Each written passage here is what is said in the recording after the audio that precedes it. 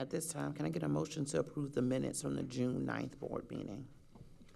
Make a motion to approve the minutes of the June 9, 2025 board meeting. Do I have a s- Second. All in favor? Opposed? And the motion carries 7-0. I don't believe we have anybody signed up for public participation, so that takes us to the action agenda. Up first is action is necessary or appropriate on matters discussed in executive session.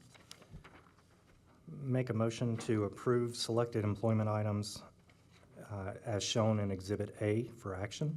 Do I get a second? All in favor? I have an amendment. I move to amend the motion to defer the hiring of the position, line item 3. Second. There's a amendment on the floor that's been properly second. All those in favor of the amendment? Opposed? And the motion fails 4-3. We have an original motion on the floor to approve it. Repeat your motion. Exhibit A. Approve appointment item selected, Exhibit A. My apologies. All those in favor? Those opposed? And the motion carries 7-0.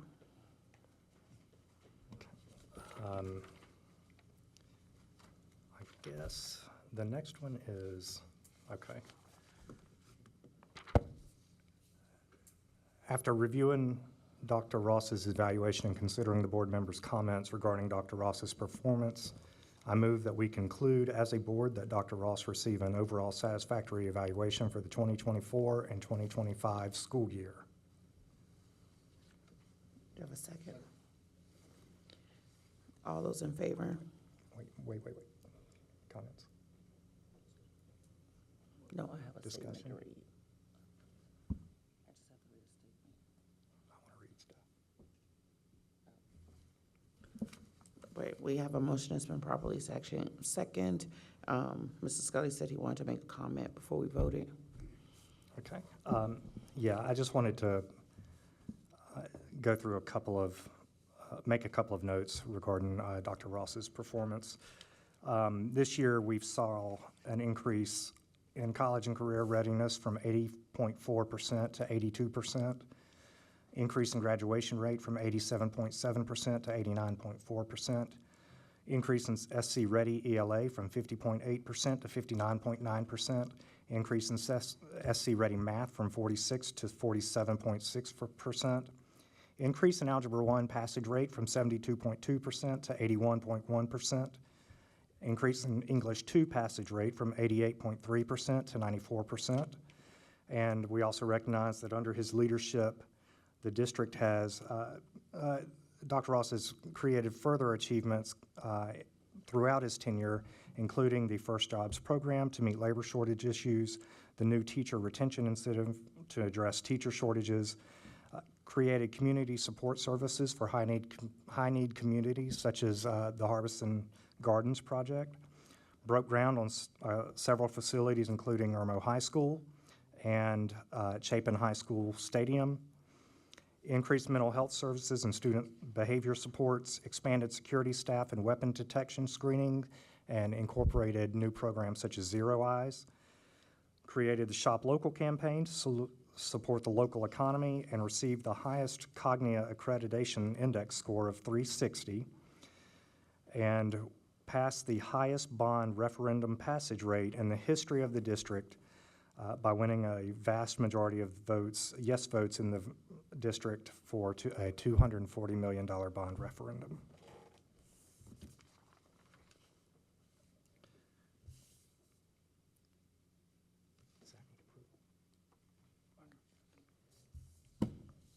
If we don't have any more comments or discussion as it relates to Dr. Ross's review, I'll call for the vote. All those in favor? All opposed? Madam Chair, I further move that as a result of Dr. Ross's overall satisfactory evaluation, we extend his contract by 1 year through June 30th, 2029. All those in favor? That's second. That's the second, I'm sorry. All those in favor? All those opposed? And motion carries 4-3. Madam Chair, I make a motion to approve the contractual matter regarding Irmo High School Phase 2 as shown in Exhibit C. Second. All those in favor? All those opposed? And the motion carries 7-0. That takes us to the approval of the district's attorney listing for 25-26. Make a motion to approve the district's attorney listing for 2025 and 2026 as shown in Exhibit E. Do I have a second? Second. All those in favor? All opposed? And the motion carries 7-0. That moves us to F, the procurement review panel. Make a motion to approve the approval of establishing procurement review panel as shown in Exhibit F. Have a second? Second. All in favor? Madam Chair, Yes. I was just going to let you know, if the board so desires, throwing my name in the hat for a board representative. I amend the motion to make Mr. Bainum the board's representative on the review panel. I second.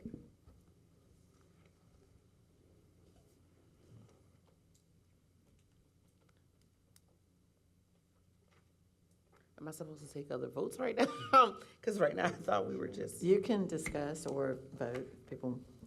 So what's in the current procurement review panel were the members from last year, so the board would just need to elect a chair for next year. And then the other members were nominated. yes.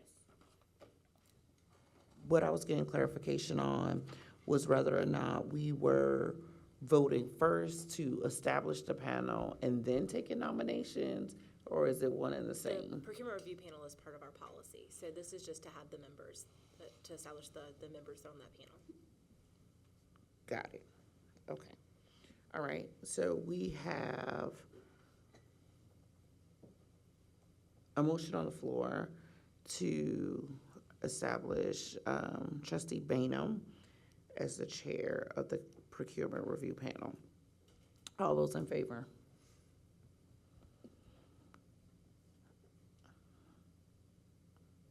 All those opposed? And then does it just automatically go back to Kevin if I think you would need to elect. we would still need to take a vote? You would still need to elect a That's chair. what I'm trying to figure out. Okay, so somebody would still have to be, else would have to be nominated if Mr. Bainum didn't get the vote. Okay, great. I'll make a motion to nominate Mr. Scully for the chair of the procurement review panel. And what if we tie on both ends and don't decide today? Does it come back at the next It meeting? would come back at the next meeting. We would need a chair for the Yeah, procurement makes review panel. I've already had a long night, so I'm not sure that I'm making a vote today. Everybody's been Need a misbehaving. second? But anyway, do I have a second? Second. All in favor? All opposed? Can we talk about it again at the next meeting, Ms. Tucker? Thank you.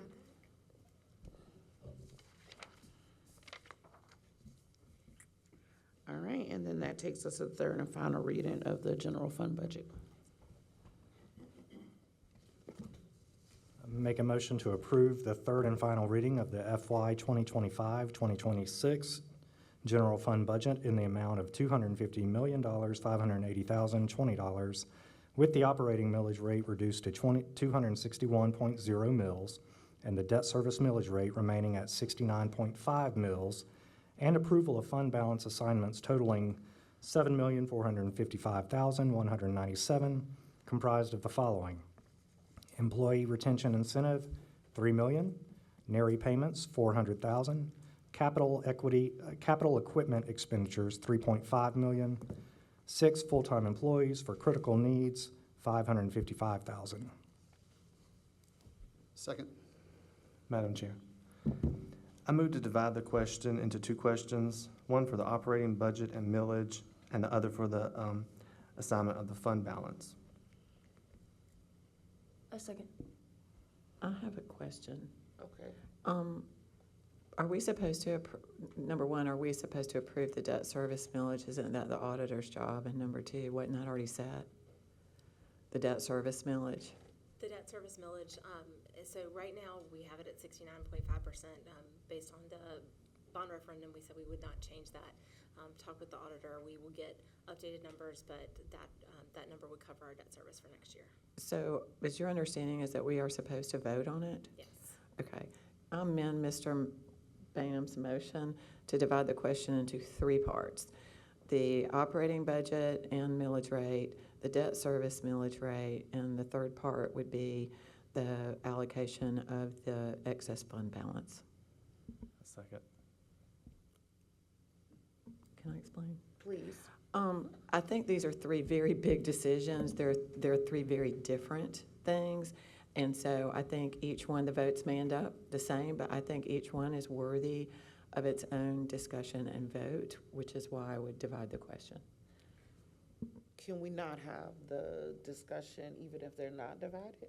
You can, but you're going to get one vote on all three. So if a person, for example, was fine with the operating budget, fine with the debt service, but not fine with the fund balance allocation or use of fund balance, then they have a dilemma. How do they vote? Because you've put three things into one vote. So that's why I am making the motion to divide the question, so that people have an opportunity to vote independently for each of those items.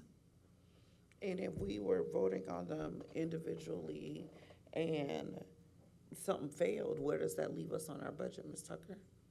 It depends on what fails. We would have to come back because the board would have to approve the budget and set the millage rate. So we would have to come back for discussion.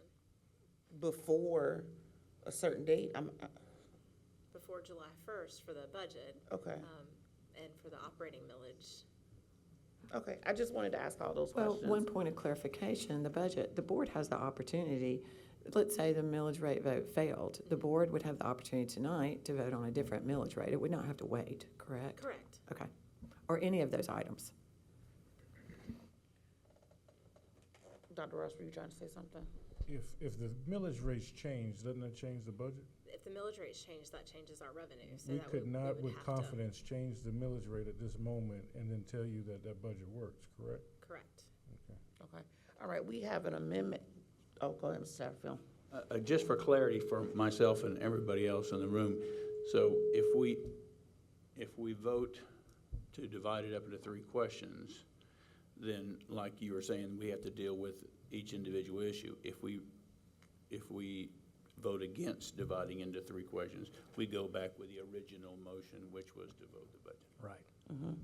Okay, so we have three motions on the floor. We have an amendment to the amendment, which is to divide the vote into three parts. All those in favor?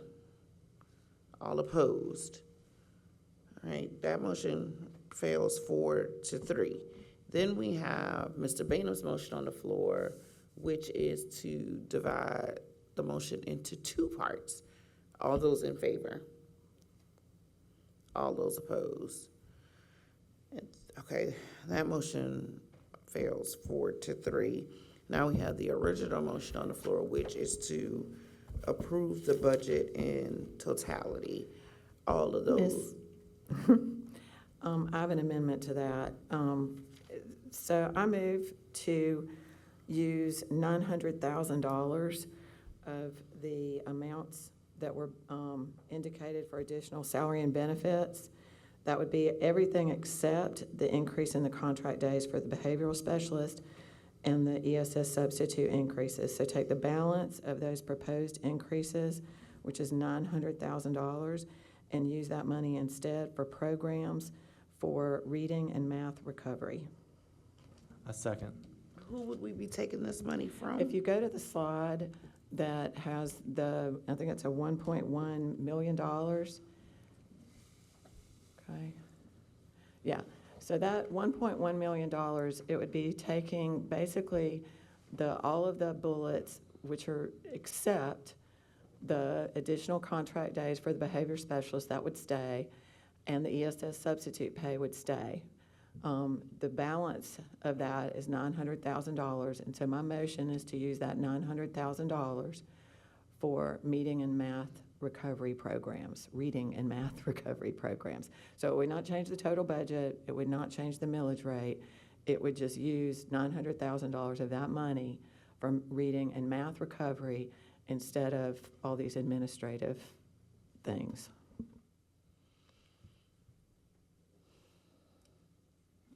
Oh, I'm sorry. Thanks. Ms. Huddle, do you have recommendations of what we would do with that money? I think that would be up to the administration as to what to do. I mean, I'm just gonna say, our student body, our number of students is decreasing. And we're adding principals, we're adding maintenance individuals, even though our student body's decreasing.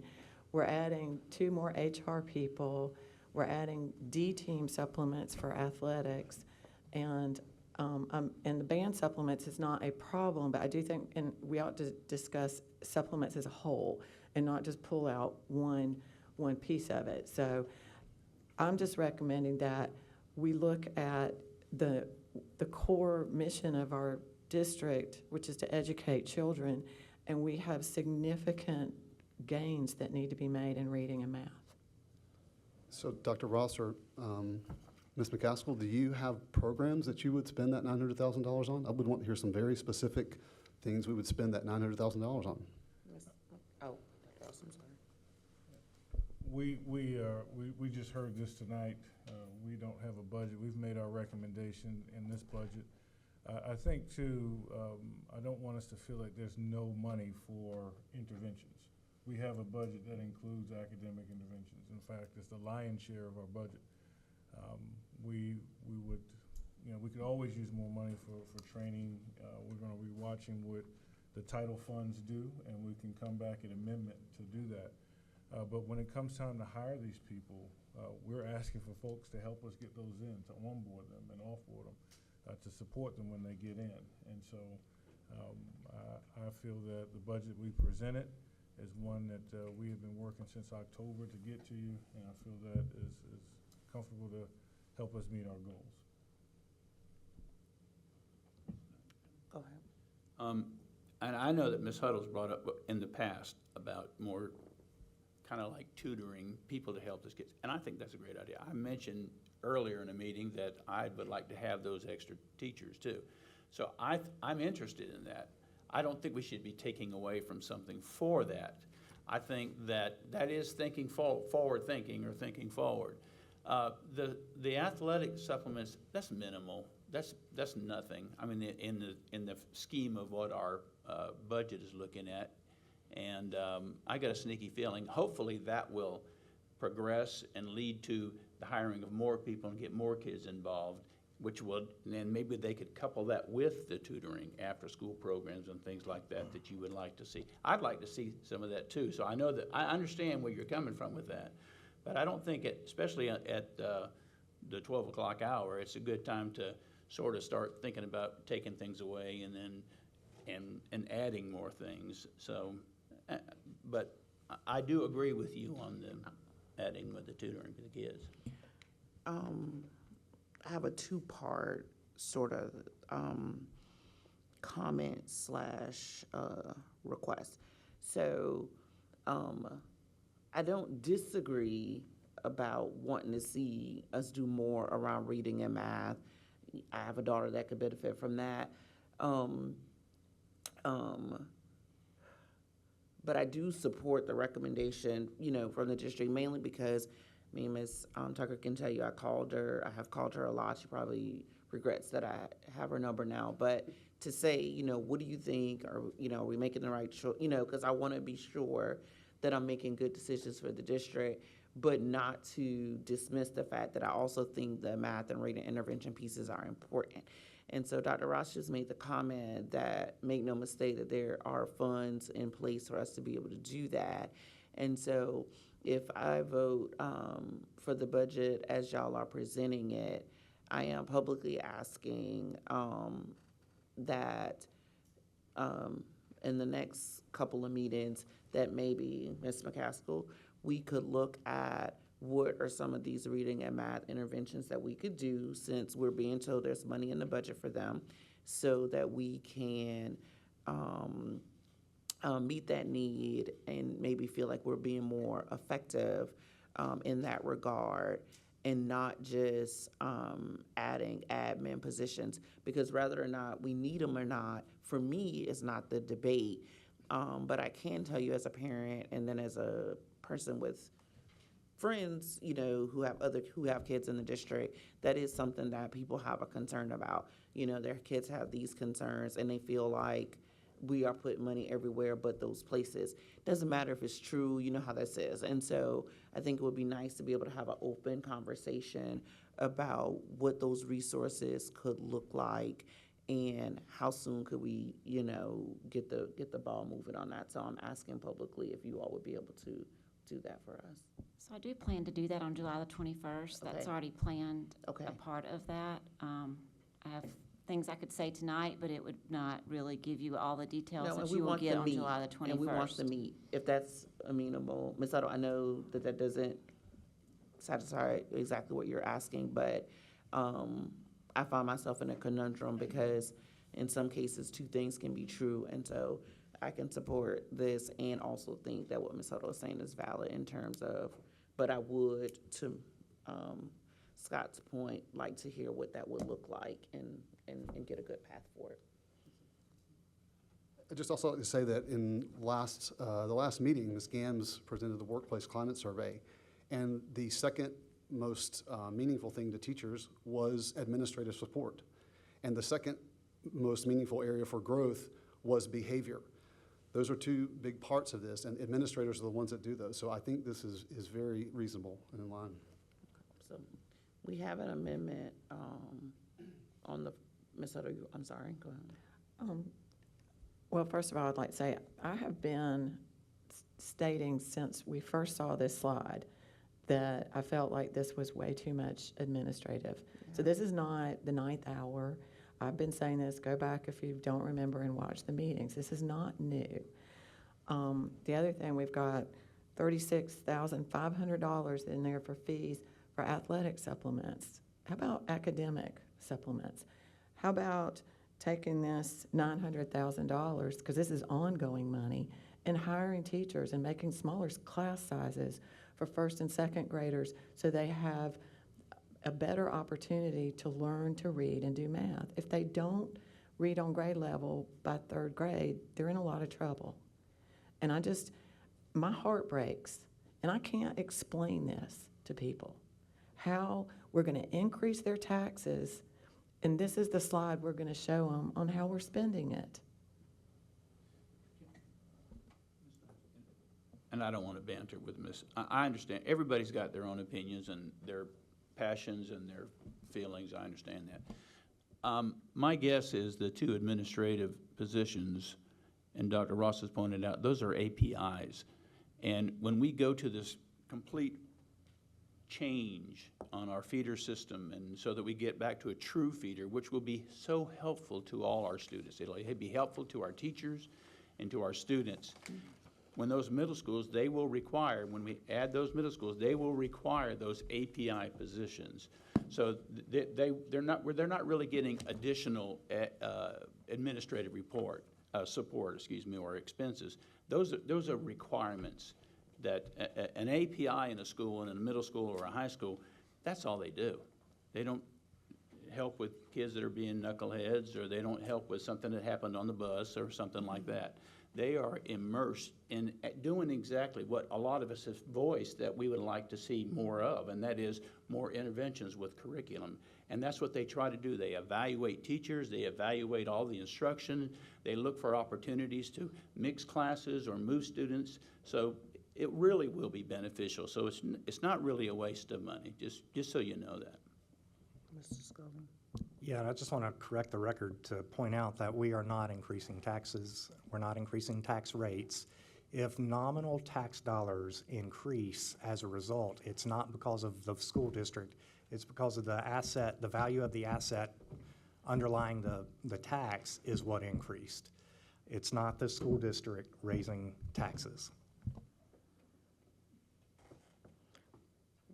Dr. Ross? I'll just be brief. I think what's important is the entire picture. That last slide represented a portion of what we're presenting. This represents the whole. This is what you're voting on in terms of the increase. We've been asked to take that small sliver and add it more to the blue. That's not the majority of the budget. That's what's being increased. I think it's important for the public to understand too, when we talk about money that we get from the state, what percent of the teacher increase money do we receive? Out of 100% that we're supposed to get, what actually arrives in School District 5? Much less than that. Maybe 64%, you would say? 64%. So we have to make up the difference plus. So again, that's the full picture of what we're voting on tonight. That's what the administration pulls. On the 21st of July, we will talk about all that's in that blue that we do, all that's in that red that we do to support the reading and math. I don't want the public or anyone to feel that we would put together a budget that does not take care of the academic and needs of our students. But as we said in the mission, and I said every day, we're focused on academic, social, emotional needs of our students. We need that small sliver to support those other parts of the mandate. And I will say, when I met with principals, the two principals at Chapin, current Chapin Middle, that will be Spring Hill Middle or whatever their name will be, and Crossroads, this was their number one budget request, was an API to support their transition to the new model. So those are directly from principals. All right, thank you. I appreciate everyone's feedback. So we have an amendment to the motion from Ms. Huddle. All those in favor? All those opposed? And the motion fails 4-3. And then Madam Chair, I call the question. and then back to the original motion that's on the floor. Back to the original motion that was on the floor to approve the third and final reading of the budget. All those in favor? Ms. Snipes, we need to have discussion on that. Oh, go ahead. Okay. We are increasing taxes. Okay, the state law says you don't get a windfall just because assessments go up 15%, which they did for the vast majority of people and businesses. You don't get a windfall. So you are required to roll your tax rate back and to what it would otherwise be to equalize that. Lexington County did that, okay? So our entire county, or our school district splits both, but Lexington County did that. What we're asking the public for is to take that rollback, which we were required to do, take 100% of the population growth and the CPI, add it to that, and then take part of what's called look back of something that we could have done for the last 3 years. And people's taxes will go up.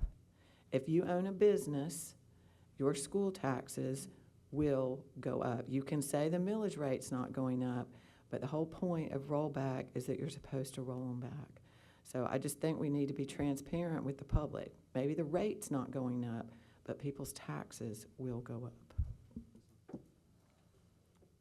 Mr. Herring?